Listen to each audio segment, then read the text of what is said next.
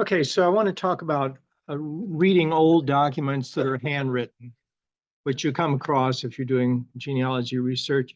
And it's not going to be an exhaustive listing of all the quirks of old handwritten documents. I just want to talk about some of the more usual problems that you might encounter and a few tips that I found for reading these documents. And that might be helpful to your genealogy research. This information can also be applied to reading old wills. You can look at pension applications, marriage bonds, land descriptions, all sorts of old handwritten documents. And you might already know a lot of this stuff that I'm going to be talking about. If you have any questions, just interrupt me at any time. So why estate inventories and sale bills? They're not going to give you names of your ancestors other than the deceased. They're not going to give you exact life dates. You might be able to approximate a death date from an inventory, a state inventory, but it's not going to give you a birth date. So why would any genealogist be interested in this? Well, my main interest is in not collecting names and dates. I got a lot of those. I'm more interested in learning how the ancestors lived, what their lifestyle was, and these documents, the inventories, the sale bills, are going to give you a good picture of what they owned and therefore what their life was like. So this is a little snapshot of an 1814 estate inventory from Kentucky. And you probably can't read it because it's kind of small, but it shows the items that were listed and their valuation or evaluations, and then there's a line total at the end, what they think they're worth. And this is an 1848 estate bill from Ohio. And this shows the items that were sold and the name of the purchaser, and then the price that they paid for those items or that item. So in the past, when a person died, even if there wasn't a will, usually an inventory was made of the estate. And it was customary for a relative or a neighbor to be assigned that task. So somebody who lived nearby. These were handwritten, usually, in the early days. And so some issues come up, deciphering the handwriting, decoding the phonetic or creative spelling sometimes, understanding antique terminology, words that we're not using anymore. And then sometimes there are names that you can be researching for clues about your ancestor. So first, handwriting. Old handwriting can be hard to interpret. If the image is on microfilm, it might also be blurry or badly lighted, and this is one of my pet peeves. Usually the one word that you need is in the crack where it's black and you can't read it. It just irritates me. Sometimes the problem is not the older style of handwriting, but just sloppy work. And not every writer in the past had a nice, what they call round hand or copperplate hand. There are some letter forms, which we no longer use, which a reader of old documents, handwritten documents, needs to be familiar. Some letter formations common in quill and nib pen writing can cause confusion. Steel nibs were first mass-produced in England in 1822, so documents before that. Yes, I'll try. Steel nib pens were first mass-produced in England in 1822, and so they probably weren't in common use in the United States until, I don't know, 1830 or thereabouts. So you're probably looking at quill writing before that date. So one of the letter formations that you might come across is called a reflexive D. And if you look at the example here, you might look at that and say, oh, Laura Anna. No, that's Lord and Savior. Or how about this one below here? The word is hundred. Look at what they did with the D on the end of that one. It swirls all the way back to the beginning of the word and then around again. That's a D. So you need to be, aware of that. And then there's something called the long S. And this is a way of making an S. You see it most frequently as the first of two S's together, but you can also find it all by itself in the middle of a word. The first circled word there is glass, and the second one is consideration, and it's confused with an F, of course. I mean, it looks a lot like an F. The difference is that a long S is basically like a squished figure eight. Goes up and down and back again, like an 8. Whereas an F, of course, goes up, down, straight, and then forward.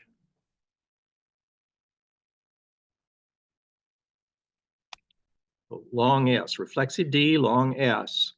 In printed material, with certain typefaces that were used, the long S can be printed with the same piece of type as an F. So you get words like, looks like Feveril, and Iflins and Vessels. Well, it's, obviously several islands and vessels. However, in both type and handwriting, usually the final S in a word is going to be your standard recognizable small case S.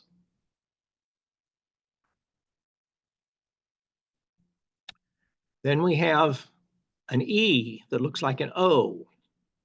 The word is not doke or dolth or something like that. It's death. And this is usually earlier. This is more likely in the 17th and 18th century documents as opposed to the 19th century documents. But you need to be aware of it in case you're looking at something that's a little bit earlier. So death, and that's the way they made the E. Then we have the open-topped vowels, and these are confusing. Sometimes they look like an O or an A, might look like a U, or even an I. So the circled one, the first circled word there is corn. Yeah, corn. Would you believe it? And the second one is ground. And you can see that they don't bother to close the top of the O.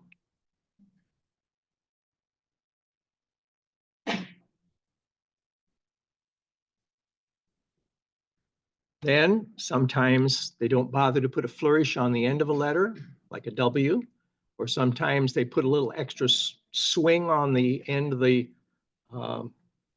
N, and it looks like a W. So we have an N looking like a U or perhaps a W, and then sometimes a U, which will look like a W or an N. The word here looks a lot like heron, but it is indeed harrow, piece of farm equipment.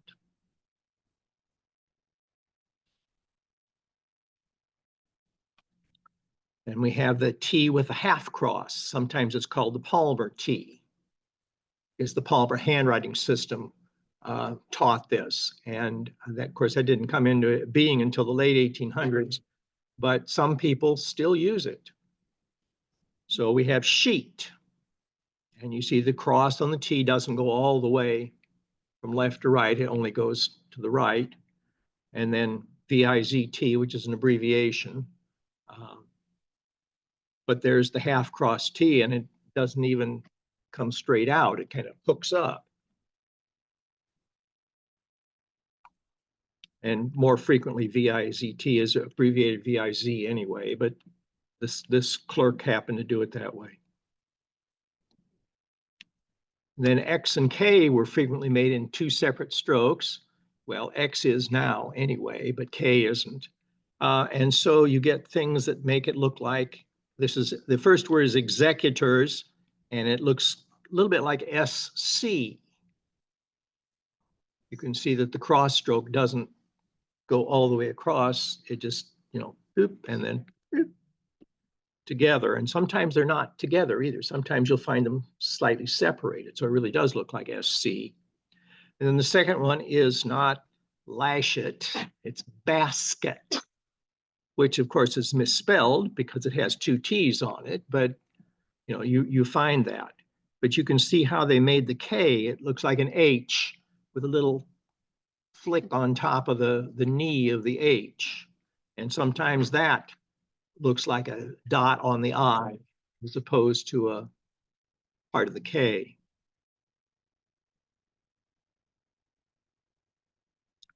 Then sometimes you'll find a P without a loop on it. And sometimes it's due to the fact that the loop part is very faint. And so you have to look very carefully. But I don't think it's here in this one. And so you might look at that and say, oh, loaf. No, it's soap. And then the second one, look at how they did the loop there. Totally separate from the beginning of the letter. The word is proved. But you can see there's the upstroke, and then over here, an unclosed again, not closed on the bottom this time instead of not closed on the top, but that the word is proved. That's a P. Then there are the capital letters. Some capital letters can be confusing depending on how carefully they've been written.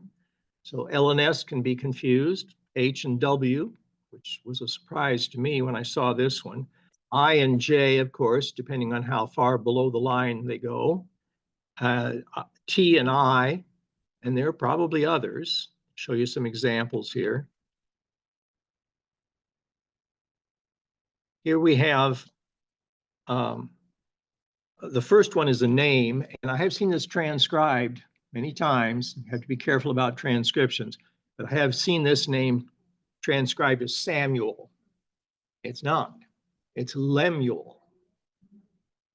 L? That is an L. Yes, it is. And you can see how much it can be, how easily it can be confused with the S, because the word below is state. Very similar looking. So that's one to watch for.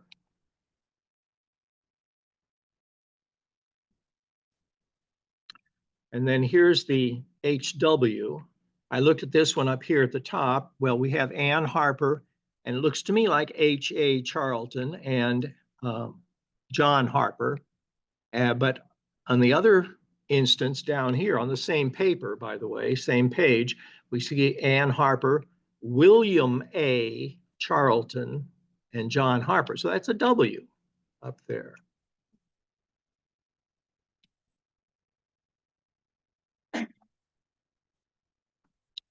Capital I, of course, can be confused depending on how far below the line they do or do not go.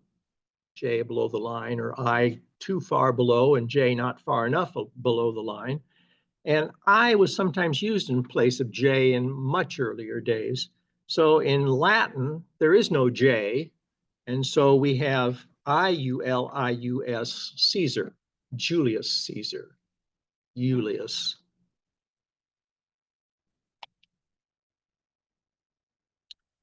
Then we have a confusion between the T and the I. Look at the second one, if you would first.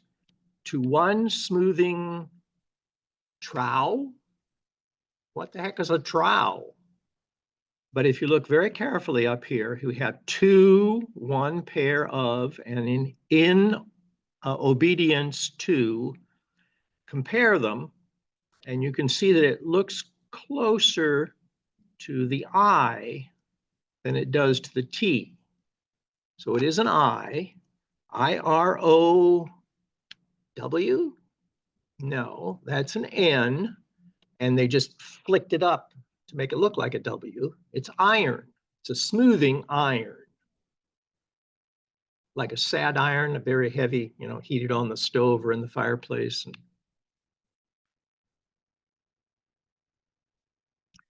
And many writers didn't use consistent punctuation. In fact, some of them didn't bother with punctuation at all, which causes a lot of confusion, especially in land records.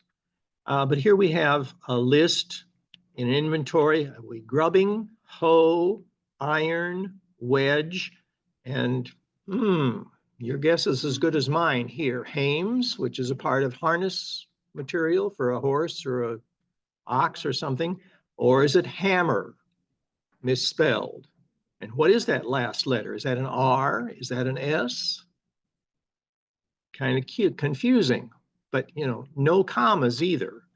Probably 3 items: grubbing hoe, iron wedge, and probably hammer, but can't always tell. Then capital letters can be thrown in at random. So sometimes they can be missing at the beginning of a sentence, And sentences can appear to run on if there's no punctuation. So a lot of fun. We have, or the value of it. And I think there's a period there, but I'm not positive. I do by hereby acknowledge, and for no reason at all, value is capitalized in the in the middle of the one sentence, and then acknowledge is capitalized in the middle of the other sentence. I don't know why, but you have to be aware of that. It was common practice for clerks in early days to use the abbreviations and contractions, save time and effort when writing with a quill or a steel nib. And some contractions are probably familiar. I mean, I'm sure we've all seen WM for William, obviously MR for Mr. But have you ever seen JR with a little superscript O for Jerome? Or THO colon for Thomas? YT for that? WT for what? DO for ditto. J and O, maybe you've seen that one for John. It's fairly common. XTOPH for Christopher. REGR for register. AB colon again for Abraham. And YE for the.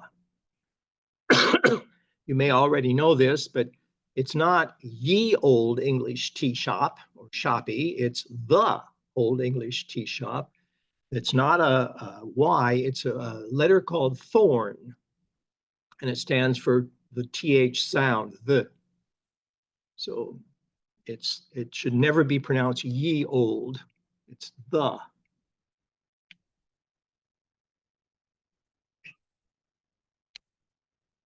Spelling.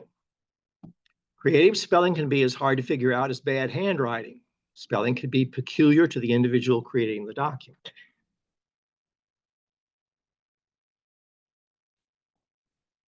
In the past, spelling was not as fixed as it is or is supposed to be now. Think email or social posts, social media posts. But phonetic spelling was often used. People didn't have the education then that they do now.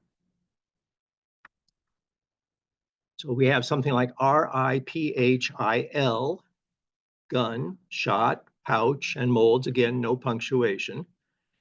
Likely rifle gun, shot pouch, and bullet molds. But could be rifle gun shot, pouch, and bullet molds. Not sure. Here's some examples. Kittle, which is kettle, of course, and that could be based on local pronunciation. People might, talk about their kittle on the stove or on the fireplace. Bowls, BOALES, makes sense. Piece with an S instead of a C. Sieve, should be pronounced scythe, but, And then reel, spelled two different ways. And Whedon, once again, could be a dialect or local pronunciation for weeding, as in Whedon hoe. Hand irons, maybe that's what they said, misheard andiron. And BOFAT. I had to guess on this one, but it could be Buffett. And they were familiar, look at the word, having seen it somewhere, and somebody said, well, that's pronounced Buffett instead of buffet, excuse me. But I compared the valuation of this item, whatever it was, at $12, which was a substantial amount of money. And it compared with another $12 item, which is a combination of the best feather bed, the bedstead, and the furniture, which consists of sheets, blankets, pillows, and possibly curtains, if it was a four-poster bed that had a top on it. And that was $12. So I knew it was a good sized piece of furniture, whatever it was. I'm fairly confident that it was Buffett.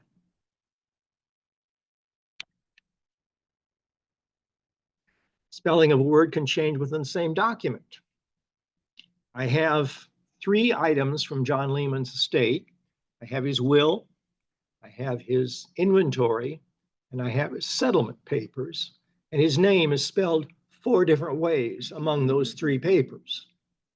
Lemon, Leman, Leamon, and Leeman. One of the reasons why I know his name was not Lemon. It's Lehman. Then we had crockery ware in one place, and we had glassware spelled differently in another place in the same document.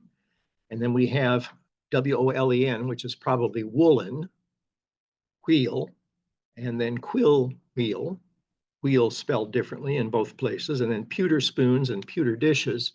And pewter is spelled differently, and there was no confusion about it. Those were definitely an O in the first instance, and then definitely an E in the second instance.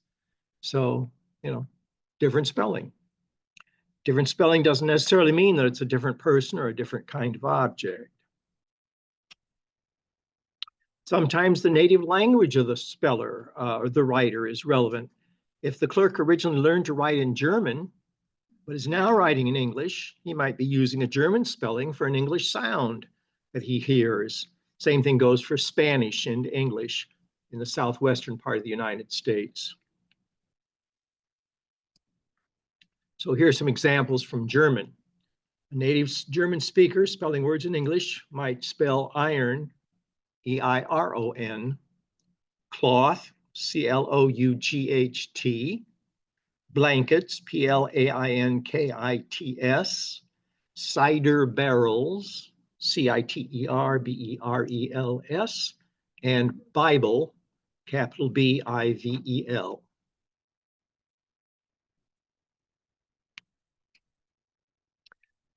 Then we have some antique terminology, which is not in use anymore. These are names of objects and terms in general use in the past, which we just don't encounter too much anymore. There are also terms used in certain jobs, which are not widely known. They might still be used, but not, widely known in the public. So here we have some examples. This is a clevis on the left-hand side, and clevis is still used. It's a connecting device used for like hooking a tractor to a wagon or a plow to a horse or whatever. The bar shear plow, it was a sod breaking plow, and you can see that there's an iron tip on it and then a wooden mold board.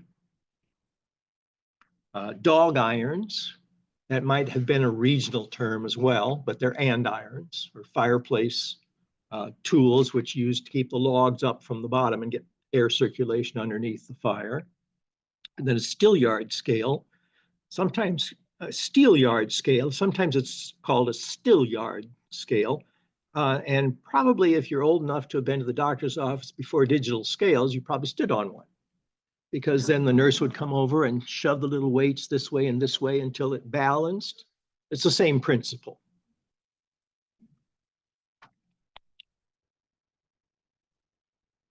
We have a spider, which is a legged, usually 3-legged frying pan, basically for use in a fireplace. There's a howl, which is a particular type of tool, which is still in use. It's a plane, and it's used for cutting a groove in the top of a barrel to fit the lid down in. There's a snath, which is part of a scythe. It's the long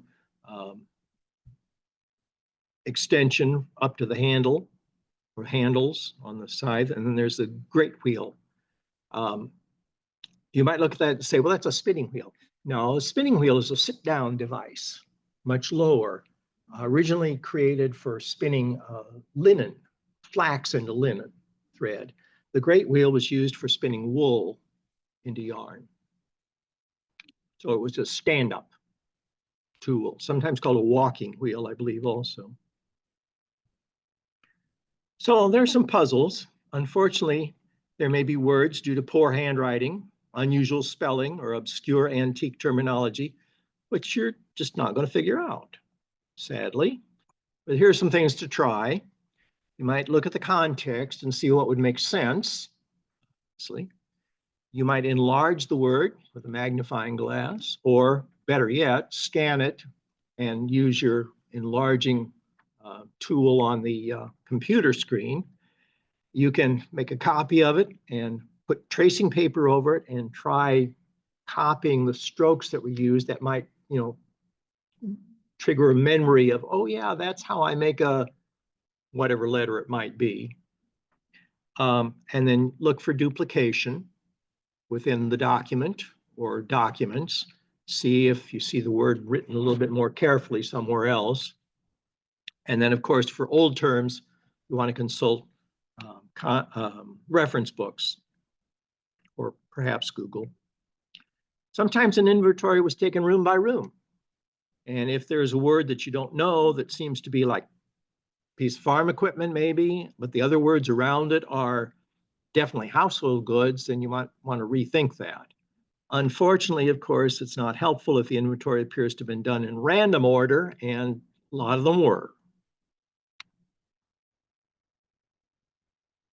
If you're lucky enough to have both the inventory and the sale bill from the same estate, you can sometimes compare a puzzling item in the inventory with its sale. A different person might have written those two documents, and then maybe it was more carefully written the second time. Here are some that puzzled me for a while. I looked at the inventory and found something that I thought said bull chains. I thought, what the heck are bull chains? And I couldn't find them in any reference book. But in the bill of sale, it was a little more clear. There was a cross above those L's, and it turns out it was butt chains. That I could look up and found out that's kind of harnessing rig. Instead of using a yoke and pulling from the shoulders, they were rigged so that they would pull from their hindquarters. I found, well, you saw this example earlier, soap. Loaf grease is what it said, and it turns out it was soap grease, grease being misspelled, of course. Then there was an inventory that had an item called common cupboard. I thought, well, what the heck does that look like? I mean, I know what a cupboard is, but what was a common cupboard? Well, in the bill of sale, fortunately, I found the same item, and it was corner cupboard. And that wasn't, the word was misspelled or miswritten or anything. It was clearly common cupboard and then corner cupboard. But I know what a corner cupboard looks like. And it's, a better picture of what their housing situation, what their furniture was like. And then there was one, I just blew my mind, rot frack. I swear it said rot frack. No, it turned out in the bill of sale, it was rat trap. Excuse me. So you have on the handout, if you look at the side that says appraisement at the top, look at the first couple of items. This is from a 1845 City of Pittsburgh inventory for a man named Samuel Harper. Can you figure out from that side of the sheet what he did for a living? He was not a farmer. He lived in town. First couple of items there. Can you read them? That's the issue.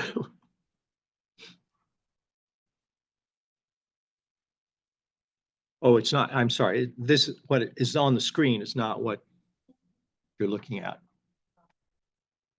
Yeah, no, you have to look at the sheet. Anybody have any idea? He was a blacksmith. Anvil, bellows. Yeah, absolutely. That's what he did for a living. Now, if you flip over to the other side and look at the one that's on the screen, I'll read a little bit to you. These are the household goods. Where's my cursor? Come on. There it is. Okay. So in Pittsburgh, Pennsylvania, 2 frame buildings situate on 7th Street, 7 years lease. 1, and then we come to the first circled word, followed by plus bookcase. What's that first word? Bench? No, that's a good guess. Something that might go with a bookcase, maybe underneath a bookcase. bureau. It's a bureau.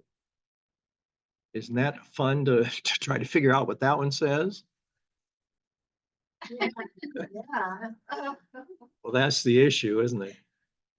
Yeah, bureau and bookcase. I suspect it's like a one-piece, item. Doors or drawers, excuse me, below, and a glass-fronted item above, the bookcase above. Goes on to say, 1 8-day clock. I keep losing the cursor. Yeah, I know, but I've lost it. There it is. All right. 1 8-day clock and case, 59 volumes of books, one pair. Here's the second circled item. One pair. Side tables is correct. Thank you. One settee, 2 arm and 6 fancy chairs. 5, thank you. 5 maps and paintings, 1 30-inch looking glass. 1 dining, come on. Yes, I lost my cursor again. Come on. I've got other stuff in the way here too. Can I get rid of that? Yes, I can. 1 dining table, 1 sewing, 1 wash. I think table is implied there. Sewing table, wash table. 40 yards carpeting at 10 cents a yard. 16 chamber and kitchen chairs, cupboard sundries, kitchen, and this is the last circled word. Utensils. Utensils. Fender, tray, and so forth. 5 bedsteads, 4 beds, and bedding.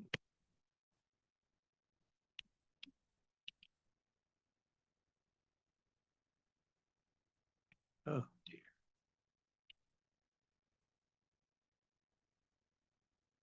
So finally, name clues. Sometimes estates left records showing who bought items from the estate sale, or there might be settlement papers showing how the proceeds from the estate were divided, and the names can be useful sometimes. Travel was often limited in earlier times, so people who attended an estate sale usually lived nearby. Relatives had to buy from the estate sale when items were not willed to them. So you can find the widow's name purchasing items, or the children's names, or all sorts of people. When there's no will, you can find names of adult children, husbands of married daughters, neighbors, and other relatives. You might even find the widow's relatives and thus get her maiden name, which is sometimes hard to come across. So here we have settlement papers from John Lehman's estate, and you can see the names of all the people who got $36.59.5. And each of them got the same amount. We have James Lehman, we have Samuel Lehman, Robert Lehman, William Lehman, Sarah Protzman, who was a married daughter, okay, and so forth and so on. But in his will, John Lehman seemingly names all of his children. He names Sarah, Martha Lehman, my ancestor, William Lehman, Samuel Lehman, James Lehman, David Lehman, and John Lehman. But in the settlement, Robert Lehman is mentioned, and he's not listed in the will. He gets his $36.59.5. Same amount as all of John's children got. So who's Robert? What's he doing there? Why did he get that money? Could be John's brother, could be John's nephew, could be John's grandson, or perhaps one of John's children who isn't mentioned in the will.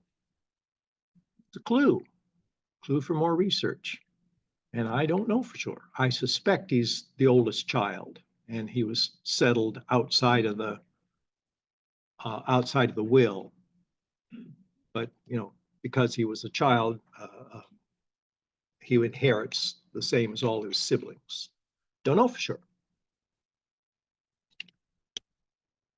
So anyway, that's in a nutshell, or larger than a nutshell, what I have to say. I will point out to you that the other sheet of paper, the other handout is a bibliography of resources which might be useful to you for following up on any of this. These are all in the collection at Davenport Public Library. And I also have copies of them over here. This is kind of a general resource about state inventories. These are about handwriting. Those are reference books for antique terminology. I also brought a little bottle of ink and a nib pen. Never seen them before. These are not antique items. They're fairly new. Anyway. So that's it. Any questions? Okay. Any questions from online participants? You can throw your questions into the chat. And then as before, oh yes, At the very beginning, it was really at the very first slide, you were saying something about reading microphone and that. Yeah. I would say, try different machines. Yeah. And try different places. Because I tried to read the Chicago city directories. Could never get a clear copy, couldn't anything. And I was in Chicago at the library, and I said something to the librarian, and she goes, "What?" She goes, "Ours are completely readable." So it could be the generation of the microfilm, it could be the reader. Yeah, they're different filmings too. If you have a choice of those, you pick both. So don't give up. Yeah. It might be there somewhere else. Yeah. That really is a pet peeve. Mhm. when died. Oh, I don't know. Well, that was 1814. That was the.